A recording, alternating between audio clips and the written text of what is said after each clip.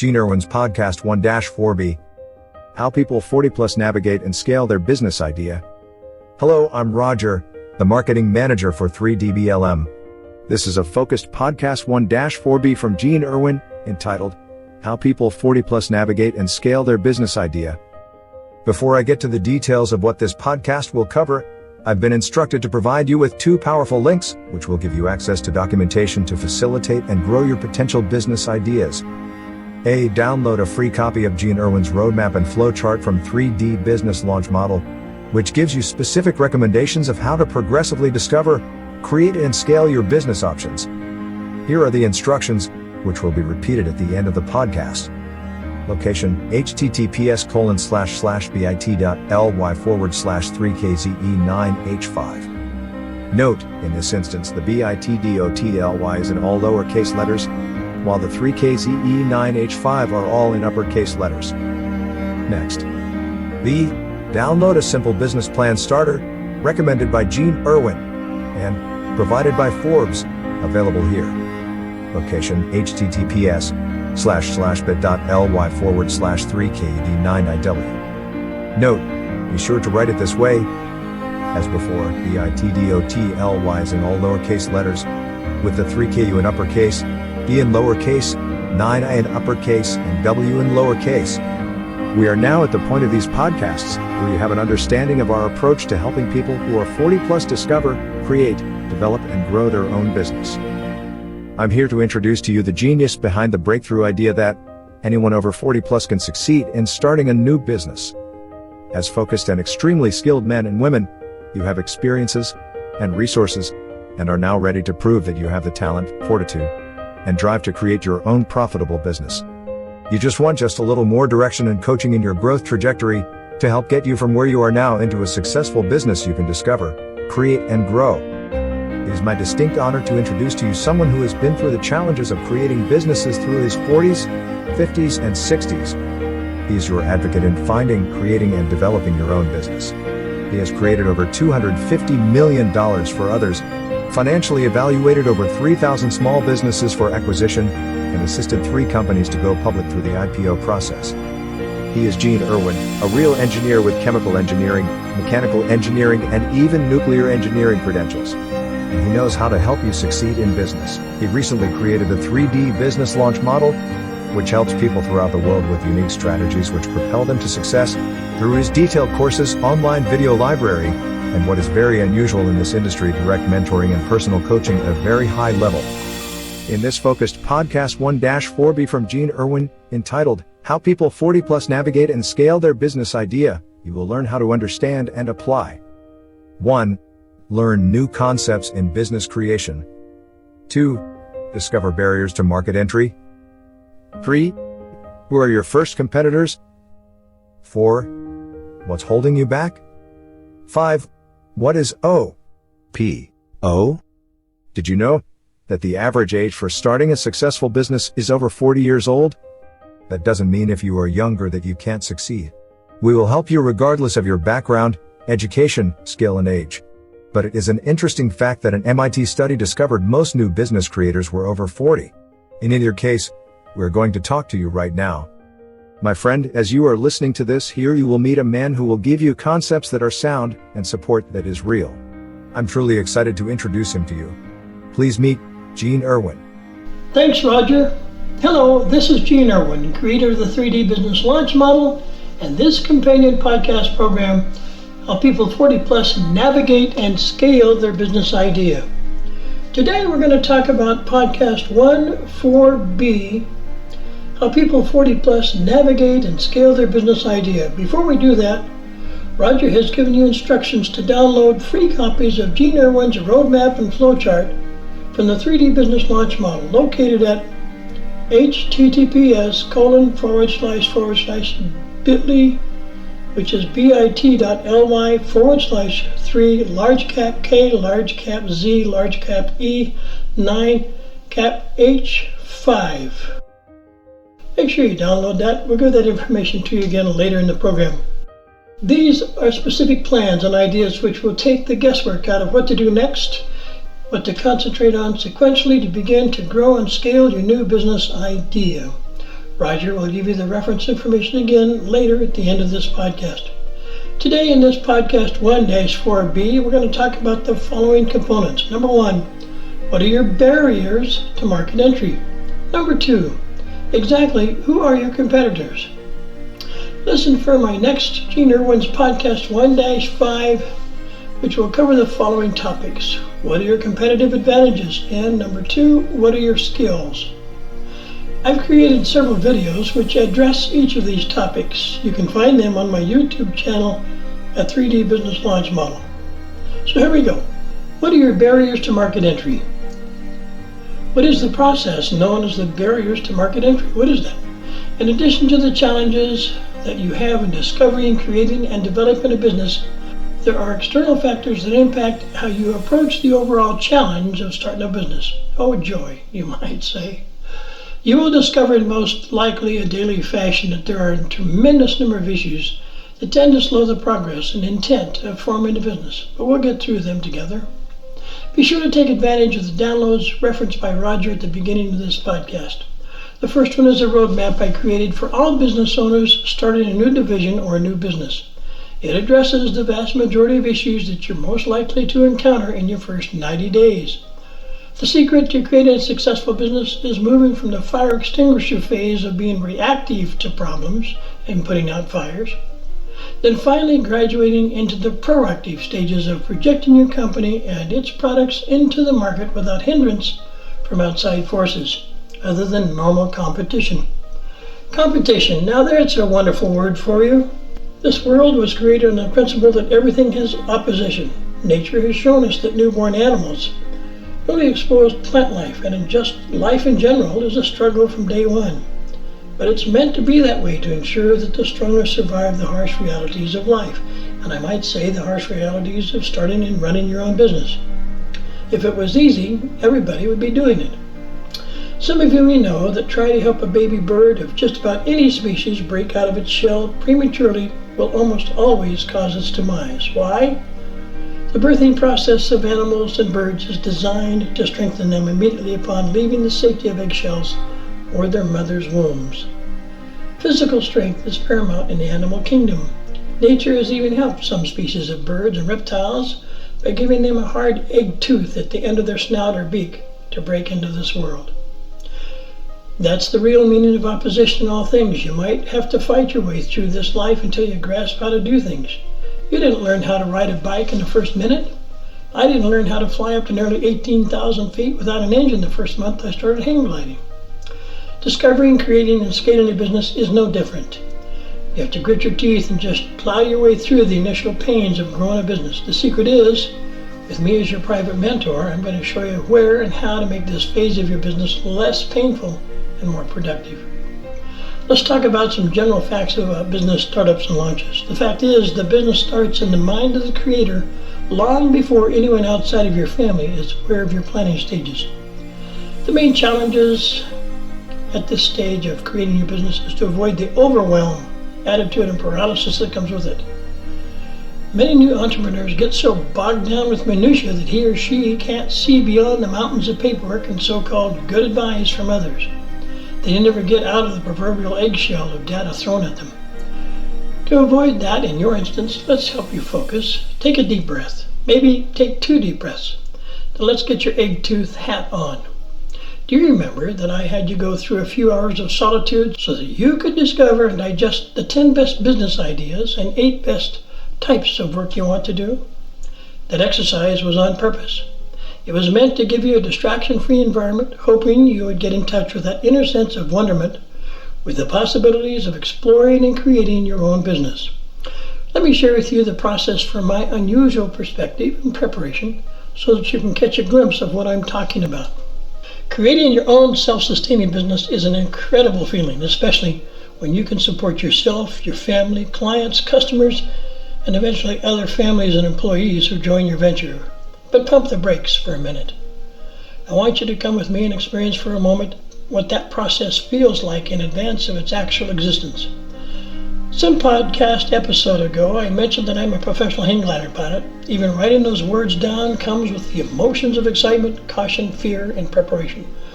almost as bad as preparing for a conference talk in front of hundreds of experts in my field of endeavor.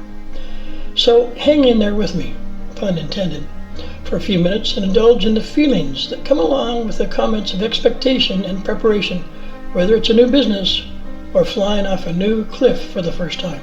To be sure, I'm an extremely cautious pilot, but not to the extent that I'm petrified as I prepare to launch myself into the wild blue or gray sky. I take tremendous pride in preventing catastrophe and injury to the extent that I can, based on reading, study, and practice in my avocation.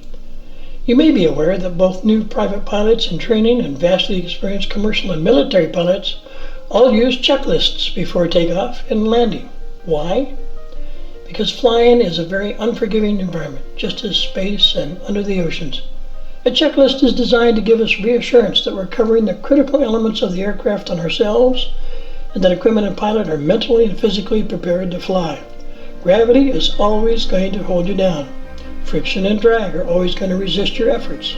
Things in the air, other aircraft, birds, bugs in the wind, will always be a danger. Yet, pilots still insist upon pushing the throttle full up for that takeoff roll, or the button to launch the spacecraft, with the courage to throw themselves off of a steep cliff that is thousands of feet straight down. Commercial aircraft, military aircraft, and general aviation all use engines that pushes or pulls them into the air. Hang glider pilots use gravity to gain speed to fly, then use thermals to gain altitude repeatedly, while gravity constantly pulls us back to Earth.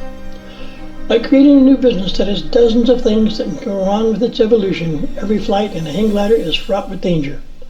The equipment consists of just wires, nylon fabric, and a few tubes of aluminum, all working together to form an airfoil shaped with incredible strength once it's set up correctly. But, miss a bolt, forget a wire connection, overlap a button with the wrong tightening, and the pilot is in for an unforgiving, hazardous ride with life-threatening consequences. A do-over safety device would be nice, don't you think? Perhaps all new businesses would like one. Some type of safety net when we screw up.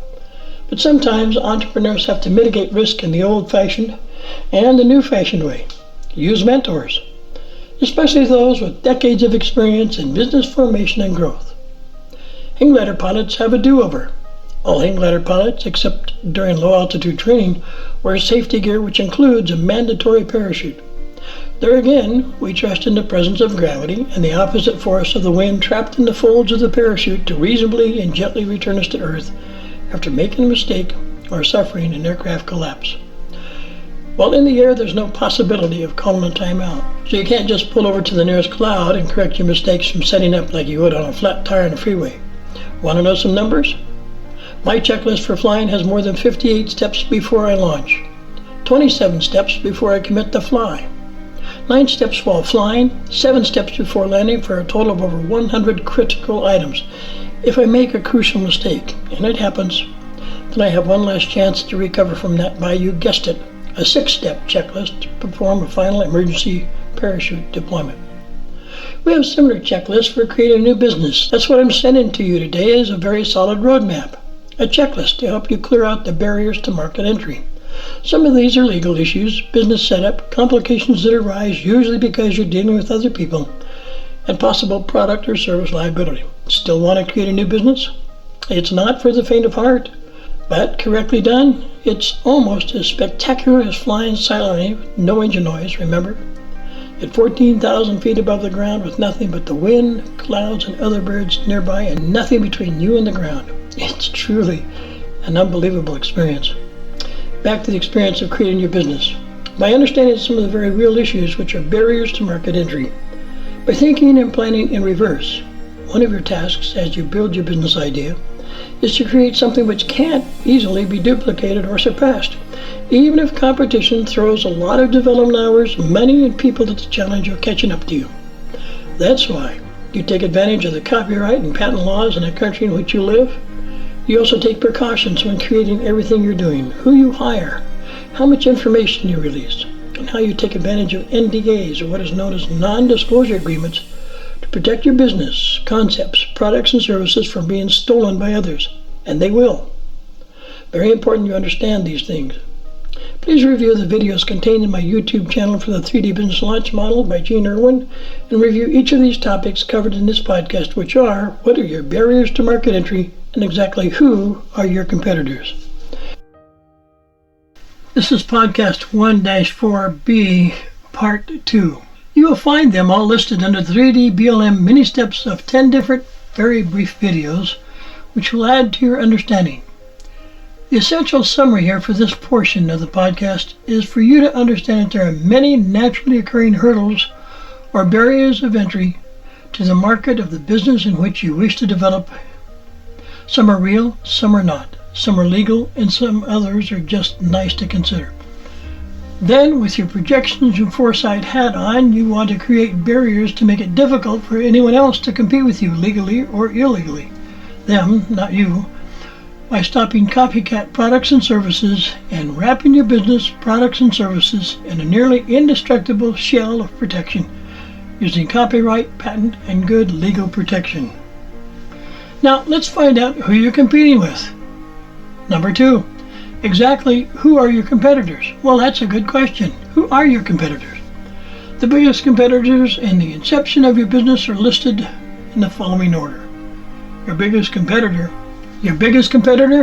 is you, followed by your spouse if you're married, then your family, then your friends, then your business co-workers, then your experiences, your history, education, finances, perceived and preconceived ideas, and the biggest competitor of all is FUD, F-U-D, which are fears, uncertainty, and doubt. And finally, the last competitor is time. We'll address them one at a time. The biggest challenge that we all face in creating something new is going to be you. You are the biggest threat to getting your business in place. There are many reasons why, but perhaps the most prevalent is that you're a little scared inside. Okay, a lot scared. Why? Because of OPO. In fact, most people are very concerned about OPO, or other people's opinions. It is as if we can't do anything for ourselves without someone telling us exactly what to do, where to go, and how to get there. It is all because of one stupid word in the English dictionary a few years ago. You hear it spoken out loud and read it in nearly every magazine and news article and papers, etc. I think it's someone holding you back until they think you are ready to do something of value. Here's the word. The word is empower. It is as if we can't think, act, accomplish, or do anything in this life unless someone else permits us to succeed. Or they issue that stamp of approval that says we are empowered to do this, that, or the other. Empowerment is defined as the knowledge, confidence, means, or ability to do things or make decisions for oneself, usually followed by enable. There you go. Two horrible words in the English language, empowerment and enablement. What was happening to that person before they invented and duplicated this absurd word and concept all over the world? Does this mean you can't be successful at anything until someone permits you to do so? Thus, once you have that confirmation from others, you are therefore enabled? Good thing someone was around to enable you. Okay, then I hereby permit you to become successful. Feel better? I thought so. Now let's go conquer the other issues in this podcast. Just don't get me started on the idiotic idea that you can't succeed unless someone gives you permission by empowering or enabling you, or says, now you can. It's just dumb. The second challenge or competitor in your new fledgling business success is the one you committed to some time ago, and one who always would stand by you. No, not your dog, cat, or horse, or some other support animal, but your spouse, if you have one. Your spouse has tremendous influence over you, mostly for your own good.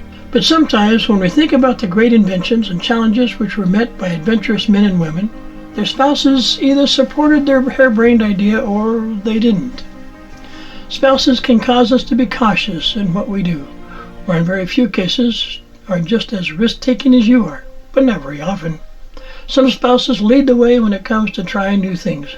However, if you're married to someone who is in a very secure job or future, you most likely will hear and face some type of resistance from the very beginning, even during the embryonic phase of thinking about having your own business. What? Aren't all spouses supportive of their own entrepreneur husband or wife who wants to conquer the world? with their idea, invention, service, or concept? In a word, no.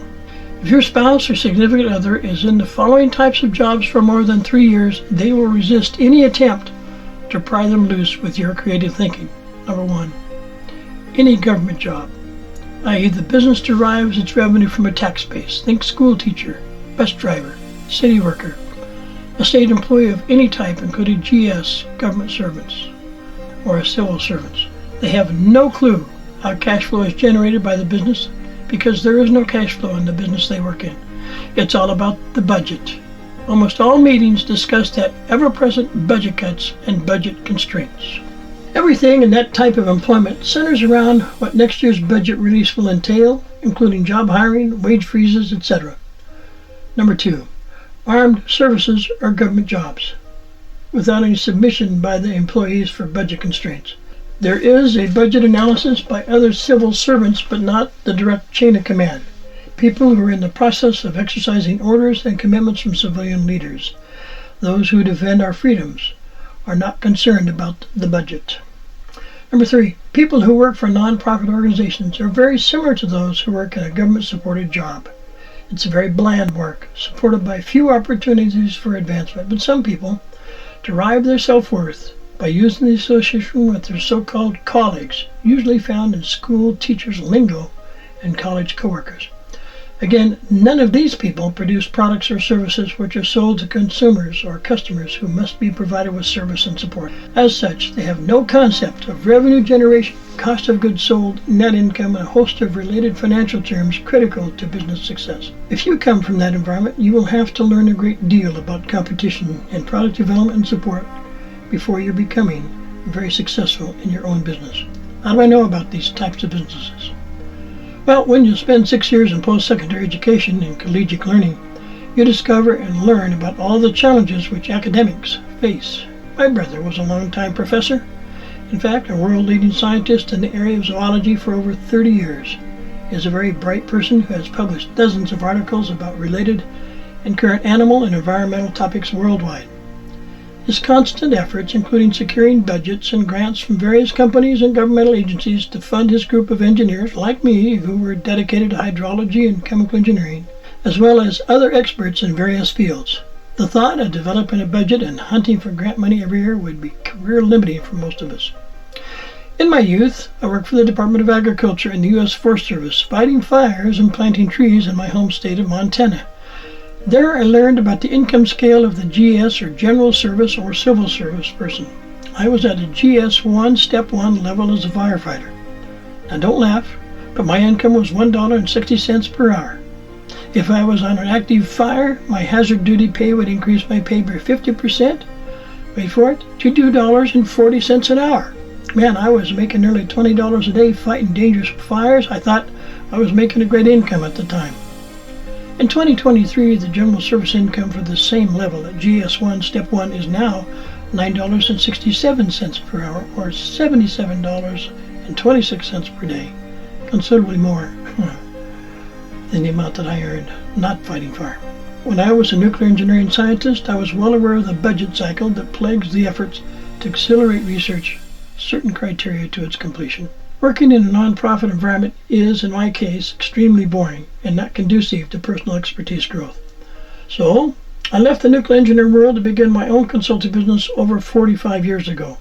And today, my hourly income is more than 200 times that of my youth. The GS scale I mentioned in 2023 is capped at 50 times my youth income, or about $80 an hour. I'm going to group the following competitors in one generalized section of comments. These include the following. These competitors include your friends, your business coworkers, your experiences, your history, education, finances, and preconceived ideas. Your friends and coworkers have trouble with your ideas and business plans to succeed because if you're successful, and I certainly hope you will be, they will have to change to still be part of your life. If you fail, they will be there to either help you pick up those pieces or tell you, I told you so. Those last types of friends you don't want and don't need in your life. Well, that's just my opinion. Most, if not all, great successful people were at the same time great failures. In Major League Baseball, At the time, Babe Ruth was the home run king, and he also was the strikeout king. They go hand in hand. People who make great strides in history did so after repeated failures. Most never go from obscurity to overnight success. Most overnight success stories take 5 or more years to write. Your experience has got you to where you are right now. You will have to do one of 2 things to get to where you want to go. The long road is to begin learning what you need to learn by yourself, hoping that the courses, books, in-class assignments, and conferences have the necessary tools you'll need for exactly what it is you want to do. And don't hold your breath. Anytime that you take one of those paths, it's usually where they want to take you, not necessarily where you want to go. Why is it? Well, it's pretty simple. Their goal is to sell you more stuff at their end, get you to buy more into their time, their educational process, in hopes you'll continue taking education more years, 2, 3, and 4 with them. I don't have time to give you 3 or 4 years. Neither do you. By that length of time, your envisioned opportunity would have long since moved on. Your opportunity to grab success in your chosen venture is now, not 18 months from now. The next few months that it takes to gather the steam, energy, and foresight into your new business is a critical time for learning and doing. Don't waste it by continually searching for the right approach, the right product, or the right team. I call it the paralysis by analysis syndrome. All entrepreneurs have been there at one point or another. The secret is to keep moving forward. Do it now. Don't stagnate in your ideas. Now we come to the biggest reasons for your competition, H and I, which is FUD and time. Both of these challenges are very simple to understand, but in reality can be difficult for some people to overcome. But with my direct help, you can deal with them one at a time and move forward and toward your personal and financial objectives in your own developed business. Here we go with the first personal challenge. FUD equals fears, uncertainty, and doubt. Someone a lot smarter than me said that fear is usually viewing or looking at false evidence appearing real. F-E-A-R. False evidence appearing real. Sometimes the things we fear most never come to pass. That is often most true in our greatest fears during a crisis. We take little steps to avoid or mitigate a bad outcome. Same approach here. We want to help you succeed in your own business. We've been there, where you are now, many times.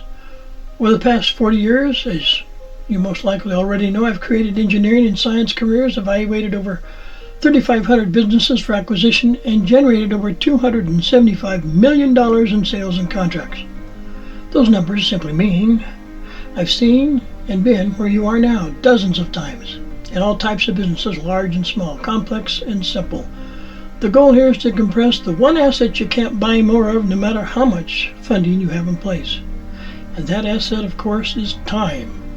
The best way to compress the time between now and the time you're fully self-sufficient in your own business is to allow me to assist you in your inception and growth process until you can fly on your own. Birds do it, bees do it, hang glider pilots do it, so can you, eventually. How soon depends upon entirely how fast you can absorb what you need to learn and know, and how willing you are to trust your advisors. As one of your advisors, it's important to know that I'm not in a popularity contest, nor am I trying to win either your approval or your vote for most likely to succeed. I've already been there many times. What I'm trying to win is your commitment to your own success. What is success? A friend of mine defined success as the progressive realization of predetermined personal worthwhile goals. It's a process, not an event. You enjoy the success of overcoming challenges along the way. At some point, you reach certain milestones and set new ones. That's called progress. You compress the asset of time by jumping on the train to your destination with others who have already gone the route you wish to take. But you're missing one major critical ingredient. You're missing a roadmap. Not just any roadmap, but the one that'll take you from where you are now to where you want to go. Perhaps it's a magic carpet ride. But you can't buy this map. Nobody knows exactly what it looks like until you fill out the key destinations and directions you want to go. How do you do that? By using an extremely well-conceived checklist we discussed earlier in this podcast. Perhaps the best part? It's entirely free. You can find it here as well as some other concepts that will be sent to you free worldwide. Here's where you find your checklist, which will build you the roadmap to your success. It's https://bit.ly/3, and all the letters are going to be capitalized 3KZE9H5. But I also want to send you a very easy to use business plan template, courtesy of Forbes. Be sure to download it here. It's a little different. It's https://bit.ly/3 capital KU little d 9 capital I little w.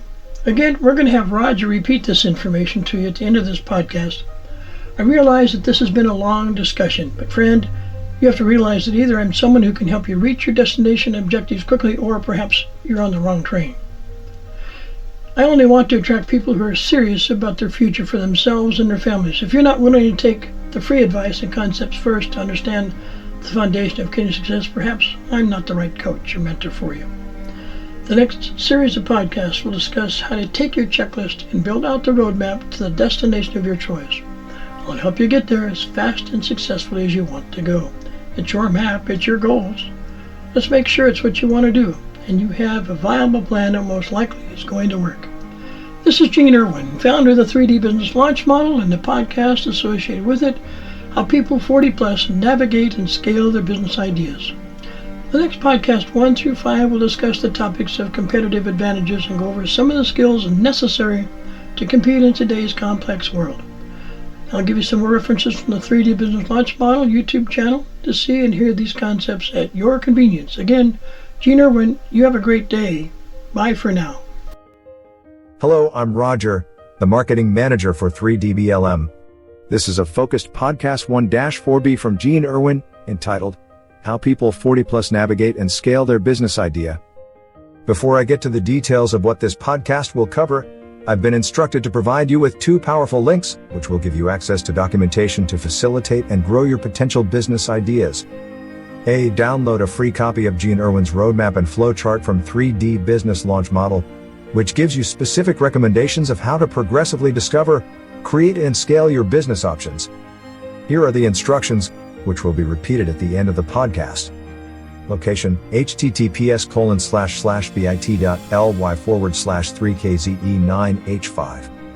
Note, in this instance the bit.ly is in all lowercase letters, while the 3kze9h5 are all in uppercase letters.